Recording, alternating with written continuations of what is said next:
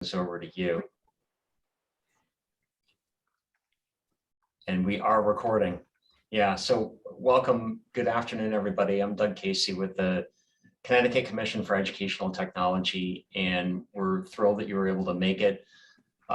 Going to hand things over to Tom and Leah with Future Ready Schools in just a second, but I want to just express a welcome and a huge shout out to Rebecca Osliger of Suffield for early on in the pandemic convening lots of Zoom meetings and collaborative sessions to help identify what the common needs are across school districts when it comes to digital learning. And one of those needs was technology planning. And especially this is acutely important now as we look at the coming end to relief funding and how do we sustain all this technology that we've invested in. That's sort of the glass half empty. The glass half full is, well, we have all these resources now. How do we capitalize on them? And as you as school leaders, how do you not just have technology as a cost center, but really as a strategic asset and part and parcel of teaching and learning? And that's what the Future Ready framework is all about. And it's why we engaged with the Future Ready team to explore this concept of having a cohort in Connecticut where school districts can obviously build their own technology plans, but work collaboratively across district lines to compare resources and plans, and even tweak those plans for Connecticut specific needs. And that's what we're here to explore a little bit about. You'll learn a little bit about the Future Ready framework and next steps and how to get involved this spring and summer. So with that, I welcome you all here. Again, thank you so much, Rebecca, for just initiating this need and helping to express it, and hand things over to you, Tom. Awesome. Well, thank you so much, Doug. What an honor it is to join you all. So I'm Tom Murray. I'm the Director of Innovation at Future Ready Schools. Longtime CTO, principal, kind of in my past life before now working nationally. And at Future Ready Schools, we get to work alongside many state departments, many districts across the country. Future Ready framework's been referenced, and want to give you kind of a high level overview of really something you can get involved with that's going to be very collaborative, this cohort notion, which we'll dive into, and hopefully save some time for questions. But we also want to be really respectful of your time. That's why we kept it at 30 minutes. We recognize that your worlds are chaos. We recognize there's so much on all of your plates. So we really want to be really intentional about it. As mentioned, we are recording, so you will get access to this recording that you can bring back to your superintendent or some other folks that may be interested there as well. So thank you for the work that you do each and every day. We recognize all that you have on your plates and truly stand in awe of the great work that's happening throughout. So let me go ahead and get rolling here. When we take a look at the cohort, again, Doug reached out to us through some conversations. And what I love about this conversation, it was really organic in nature. It wasn't us at Future Ready coming to you and begging to be able to do something with you all. It was recognizing, hey, number one, there's lots of great stuff happening in Connecticut already. How do we build on that? We're getting lots of money from ARP funds, from federal funds, other different avenues coming in. How do we make sure that we're strategic about it, that we're not just plugging holes and 3 years from now have a fiscal crisis on our hands? So really, let me talk through kind of what we've put together to share with you all that you can be a part of, and then we'll answer some questions. So taking a look, we're looking at multi-tier here. First, some notion around leadership training and networking. We recognize the power in bringing a group like this together. We recognize things you've already problem solved, great things that are happening, but also some real needs. And how are we strategic with some of the funds that are coming in? How can we make sure we have solid sustainability plans? How can we make sure that our plans and are not just technology oriented, but are learning focused and kid focused and include other pieces of, say, the Future Ready framework around things like personalized professional learning or community partnerships or some of the different areas of the framework, and not just focused on how many devices we have per kids, which is important, but we all know is not the end all be all, but also some action planning. I know, and as I look at some names here, there's some districts on this call that have used our action planning tool, the Future Ready dashboard, at length and have done a lot of great work with it. Would love to also, if anybody there wants to jump in and share some of their experience at some point in this quick call, you are welcome to do so. But then also connecting with some of those customized tools. We've at the national level worked to really pull together a lot of tools, a lot of resources resources, a lot of things that you all can use to support the great work that's happening, the transformation process, or of course, needs that you may have here in your district. So let me talk about it kind of at a big level, at a high level, I should say.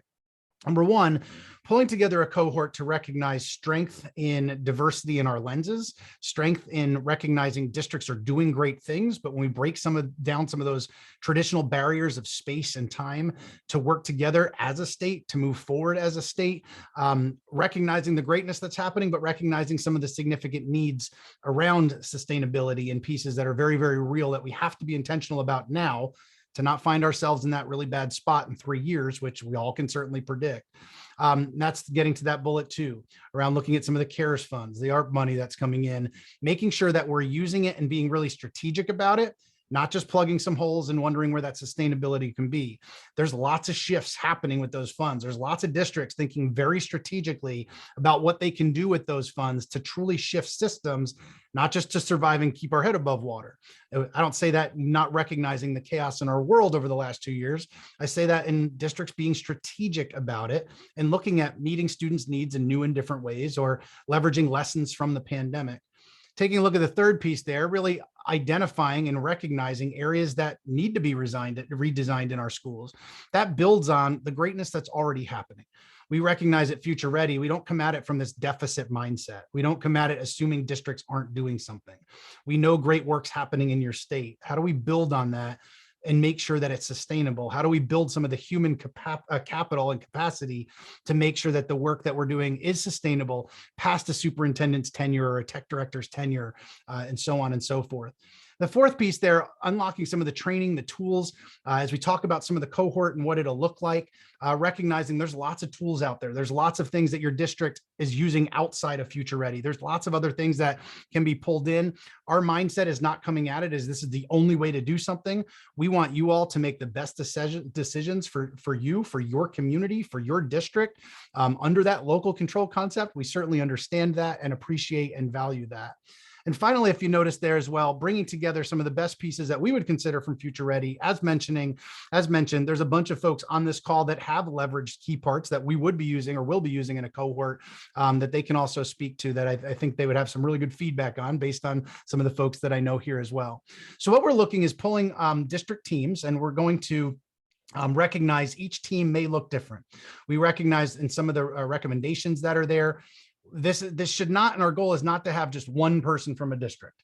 Recognizing to implement that systemic change, we need more than one voice there.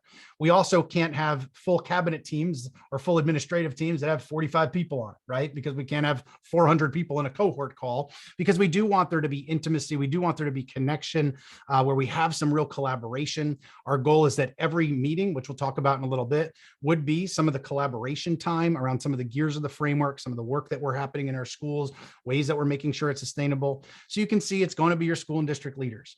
Maybe it's a handful of principals, certainly district level folks. Because we're talking ed tech, certainly CTO, CIO, tech director, whatever that might be in your district. Anticipate a bunch of superintendents taking part. And so pulling together teams there for the cohort from the different districts. Districts would ultimately decide who's on that team. But when we talk about ed tech planning, it certainly would make sense, and recognizing the folks that are here, that our tech directors and folks are key components to each one of those teams. When we look at the overall cohort, again, kind of top level overview here, we take a look, number one, making sure and reference the Future Ready framework. We don't have the time. I'm not going to roll through all of that. You can certainly just Google Future Ready framework or go to futureready.org and click on the framework. But spending a lot of time really working through what are the key areas of transformation. One of the things that I'll tell you coming from district level leadership is, for 7 years, Future Ready has been very grounded in evidence-based practices, not some fly-by-night, here's the latest trend, just buy these tools and you'll be the coolest kid on the block. That is not our notion. It's very much about systemic change that is evidence-based. And when I say that, leveraging the framework, we also have so many tools for each of those areas, because we recognize the work is deep and there's so many cross connections between the gears.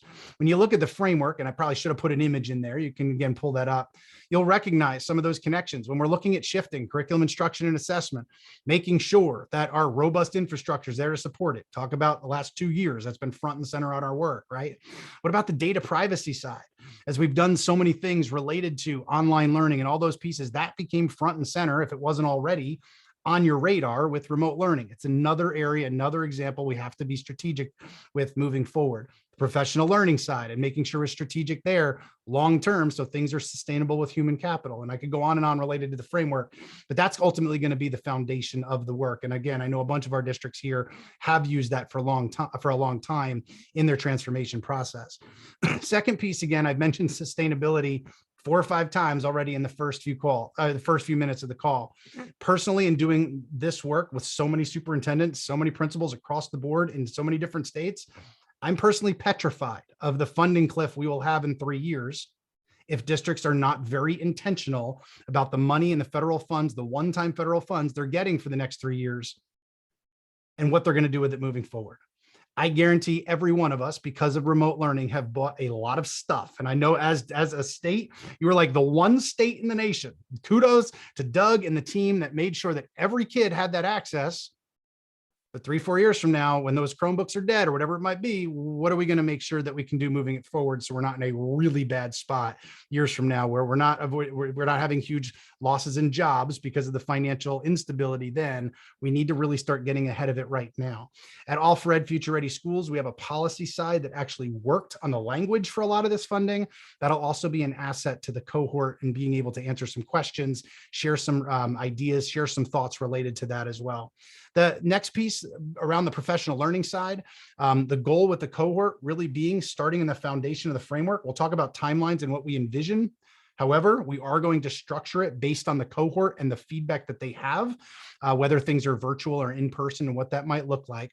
When we talk about the professional learning side, what we envision related to that is a kickoff event this school year. If the cohort decides it could be in person, I will personally be, alongside Doug, personally be in Connecticut to kick that off. But we're not one to say, hey, has to be this. We want to hear from the cohort, and that's really going to be the themes of what they want to do as a team, those that sign up, what the cohort teams want to do. If we do some sort of kickoff in person, maybe some sort of full day event related to the framework, related to some of the tools, related to some of the networking, the connections, the breaking down some of the barriers between districts, and then looking from a professional learning end at each month over the next number of months throughout the summer into the fall at doing something virtual to be able to connect, bring people together, connect on some of the tools, set some goals in between to help develop the plan, leveraging the Future Ready dashboard by the teams, cohort teams getting training on the dashboard and how to use it, what it can look like, and then setting some mile markers along the way from a professional learning end, then pulling it together at the end in the fall to do something hopefully in person as part of a celebration, sharing our plans, maybe district teams having some presentations, sharing where they're going with things. Lots of pride, because we recognize this isn't some just quick checkbox, just put in 2 hours of work, check the box, we're good to go. There's a lot of work here when it comes to truly planning in these areas if we want it to be sustainable long-term. And then finally, that last bullet there, this notion around dedicated time for reflection, for networking. I will tell you, we come at this with humility. We don't come at this saying we've got all of your answers, just do this, buy this book, check this box. That's not our mindset. We recognize key differences in communities. We recognize there's vast differences in the size of your districts, in the different demographics of your districts. And so we come at it recognizing the strength in the group, the strength in, you pull 10, 15, 20 districts together, the strength in a cohort with the experience, with the knowledge, with the innovative ideas and things that are happening. Walls truly can be broken down. And so I encourage you to check those pieces out. Taking a look, I started to reference this, so I'll hit this really quickly, kind of what we envision.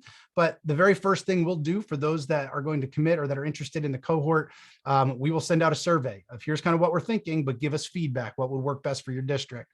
And so looking at kicking off that first full day, probably in person if that's what people wanted, but if everybody said, hey, let's do it virtual, to be able to do that kind of workshop. Again, using the framework as kind of that backbone. So it is very evidence-based. We want superintendents or technology directors, whoever it might be, able to stand in front of the board sharing, here's why, here's numbers, here's surveys and feedback from our staff, here's why we're looking to shift X, here's some of the data behind it, especially as we hit, our change process moving forward into next year. That third piece, again, curating some of our future ready resources, that stuff. We've got hundreds of resources out there, but curating as well. What do we think is best for the cohort based on feedback? What's some of that need? Referenced monthly, we're guessing about 2 hours. Again, we'll ask some feedback for that. We want to respect people's time, but we also recognize some work that would need to be done in tandem month to month. And it's going to vary based on where your district is, where your planning process is, what the individual needs are for your district. But that's how we look to structure that. And again, with a capstone event in the fall to pull us together, kind of celebrate, share some of those plans at some sort of Connecticut summit or cohort the teams would all be invited to. Let me talk for a minute about cost commitment. You can see that here. So let me just jot this down, and don't worry, you are going to get access. We're going to give you all these slides in just a few minutes. You can have all these slides. And for those of you that are taking notes that I can see, number one of the pieces is kind of cost per district. We're trying to keep it very, very, very affordable. There's obviously significant costs on our end in terms of investment, professional learning time, the data, dashboard, some of those pieces, some of the help and support for some of that stuff there as well. And so we're trying to keep it very affordable on that end per district for the entire time in the cohort. Again, that would include being in person if that's what the cohort selects for some sort of kickoff date in the beginning and at the end, as well as online, which we envision something with Zoom that very collaborative in nature, some training involved in some of that process there as well. We are asking districts to commit. We've given about 9 days or so. You can see by March 11th, part of it is we need to do some planning, some surveying the districts in terms of timeframes and days and that kind of thing. So we don't want to wait too long on that. I will give you my contact information at the end that you can reach out if there's a reason you can reach out if I need another day or two related to that, work with me individually on that. And then you can take a look at the commitment link that's there as well. We're asking districts that know, hey, we want to be part of this. We want to be part of this Connecticut cohort group. That's your commitment link. Leah, who's on this, will send you that out as well. It's very simple. Basically, what's your district? Who's your point of contact? That's really all it is related to that, because we want to be really efficient in the work that we're doing. Started to reference here, and again, we'll get to questions just in a moment as well. Gave you the timeline kind of for commitment of districts that want to take part in this March 11th. So we're not going to wait too long on that because we do really want to get this going and get this kicked off with a survey the following week, which I've referenced, asking for feedback around meeting dates. Do we want to do something in person? Would you prefer that it's virtual? Timeframes as well, looking for an official kickoff in May. Some work over the summer, which we hope would be beneficial for the groups, but also recognize and respect your need for downtime. And then by the virtual options between then throughout the fall, again, which would be some of the training, some of the collaboration, some of the networking, some of the problem solving around some of those issues, focused on sustainability, focused on areas of the framework, focused on your district's growth in that area. And you can see there from a time frame end with that mid-fall piece of bringing it back together. Sorry, let me jump forward. Here's the link for the slides that I just shared. Leah will send this out again via email, and we'll take some questions here in just a moment. Wanted to keep this kind of short and sweet to respect everybody's time. But if you take a look, futureready.link/CT overview will bring you to these slides. You're welcome to share those internally with your superintendents or those people that may want to see them. With that, I will also share my personal contact information, as well as Sarah Hall, who's our executive director of Future Ready Schools. But you can see my personal email that is there. Again, you're welcome to follow up with specific questions for that. I will tell you on that end, the goal would be some strength in numbers related to the district here, pulling us together.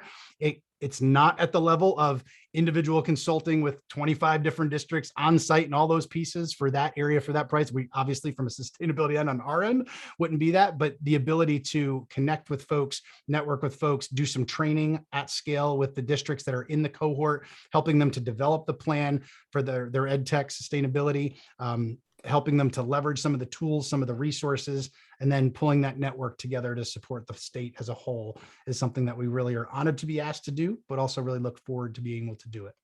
Doug, I'm going to ask you, is there anything you would like to say after that before we open up for some additional questions? Again, it's meant to be kind of high level overview to gain some interest here. Doug, anything you feel like I missed or that you wanted to add? That was spot on, Tom. No, I'd welcome any questions that attendees have. Great. Anybody want to jump in, ask? And I would also say, if there's anybody, and I don't want to put any pressure on this at all. I know that just looking through the names, lots of folks here, and thank you for your time. I do know there's some folks in here that have used some of the things that I've referenced very heavily. And so I'm not going to put anybody on the spot with that, but if there's anybody that wants to jump in and share any experience, honest reflections, you're welcome to, but certainly not going to put anybody on the spot and ask them to do that. So thoughts, questions, reflections, or any other questions? I'll jump in. Good to see you, Tom. Hey, you too. Mike Scott from Middletown. So we've used Future Ready. We've developed and implemented it prior to COVID. One of the key things that really helped us when we were meeting on March 12th, 2020, trying to figure out our next steps, we used every single gear to figure out, make sure we were targeting everything on the IT side, everything technology-wise, for our district as we plan to move to remote. And it continued to be our focus. Everything we did tied directly to the gears as we move forward. So it was great, and I like the list of people to be involved. I think that was the one thing we did wrong, is we focused it more on technology when we did it the first time. So looking forward to go to version 2 and really include the whole district in the process. Awesome. Thank you, Michael, for that reflection. Certainly seen the plan that you all have put out related to that. Appreciate that feedback. And I just wanted to jump on that last point of Future Ready is more than technology. I think districts, and I say this as a former principal and CTO, we've got to be really careful if we're just doing only the technology boxes and wires side of things. It's important work. Some of you lead all that work, but if we're not having connections simultaneously about learning and professional learning and the way we're partnering with our community and those types of things, we're going to be missing the boat, or things are going to fall apart in one area or another if we're not making sure that we have a really all-encompassing plan. So yes, this is a great plan from an ed tech side of things to help us think through it. But I will tell you, it's broader than that, because we need to make sure that we're focusing on all the different areas of transformation, not just the boxes and wires side of things. So Michael, thank you for that point. Any other reflections, questions, or thoughts?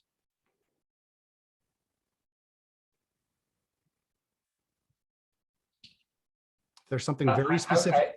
I'm gonna go ahead, Doug. I just want to jump in and add a little bit of color, because we've got more than 80 folks on the call. Some of you are Future Ready pros like Michael and Joe at the technical high schools. Others, this is new. A little background on this. This is not your typical binder that you put up on a shelf, your tech plan. This is a living, breathing, it's a platform. You log in as a team and you collaboratively build your technology plan, and it becomes something that's not, like as I said, not just some cost center, but something that you can really point back to your board for funding and support year over year.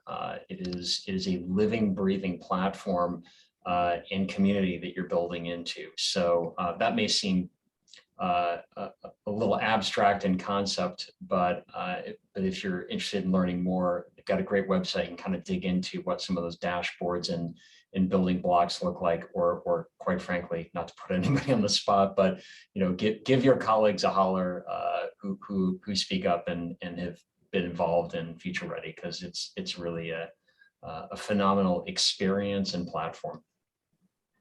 Thanks for that plug, Doug. I do see a question from Natalie asking about the due date of the $5,000 related to that. And I will go out on a limb, because I will say we haven't discussed that internally. I should have anticipated that question, especially knowing budget cycles.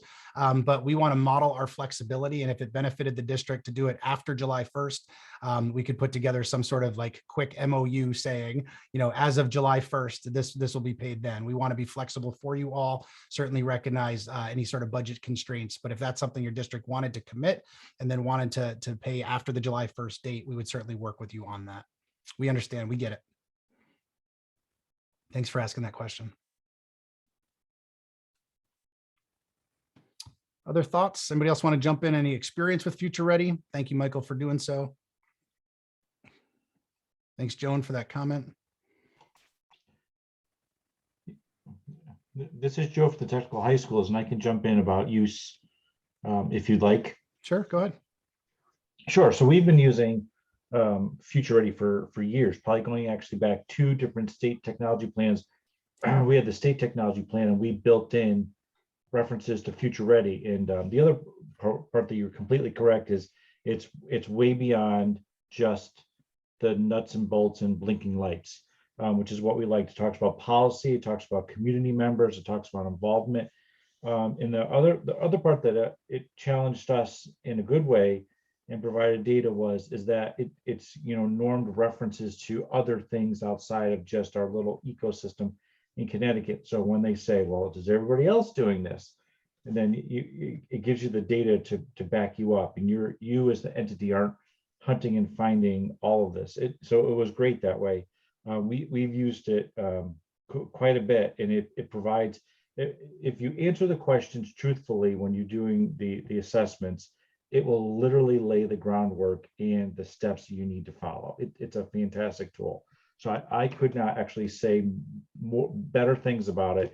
Again, we've been using it for ages. The only difficult part that we have, and I know this is not difficult or typical to just us, is that with every new superintendent, I have to reset the conversation and start all over again, because we're a future ready district, and we've aligned to this process. But if they're not from a future ready district, they have no idea what it is. So that's all. Great. Joe, thank you for jumping in. Thanks for your honesty, your transparency, your experience there. Appreciate that. I did see questions there in the chat. Thank you for those. The question was, is that 5,000 per person? Nope, not at all. It's per team. And again, that really goes to pay for, honestly, our time, part of the dashboard, customizing some of that, some of the trainings and that kind of thing there as well. Again, we tried to keep that as low as possible, as affordable for possible for the districts. Again, we would look at flexibility pre-July 1st, post-July 1st, whatever is best for you on that. And Joe, thank you for adding to that as well, and all pieces there. Joan, thank you for your comment. I know Joan's team has used that very heavily there as well. So thank you for jumping in. Other thoughts, other questions? Anybody else want to, again, if there's a specific Tom, question, this is you're welcome. Leah. Go ahead, Leah. There's a question I think that's really worth talking about, is the recommendations around leadership teams, and if a teacher would be an appropriate member. Yeah, so one of the things, and it's a great question.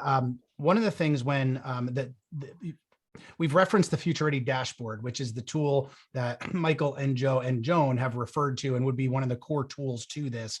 One of the things that in step one, it's a 5-step planning process, and part of the cohort mission is going to be walking districts through that planning process. So you come up with that product at the end in the fall of, here's that really ingrained deep level planning action plan that you can share with your board and whatnot.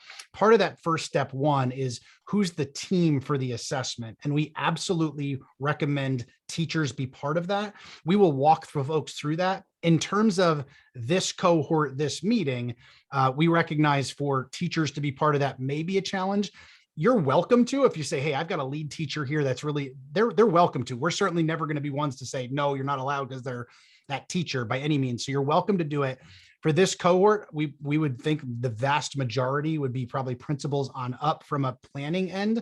But I will say, again, when we use the dashboard, when we're using some of the tools, teacher voice is a vital component related to that. I will share very quickly, having done the assessment alongside a whole bunch of districts, sometimes, and I love my soups. I know there's a bunch of soups here, love my soups, but sometimes, as superintendent, just to give you an example, oh yeah, we're doing that. We did an in-service day on that. We've got that in place. And sitting next to a principal during the assessment, principal, yeah, well, I know what you mean. We're doing some of that, but there's some things over here, and I've seen it.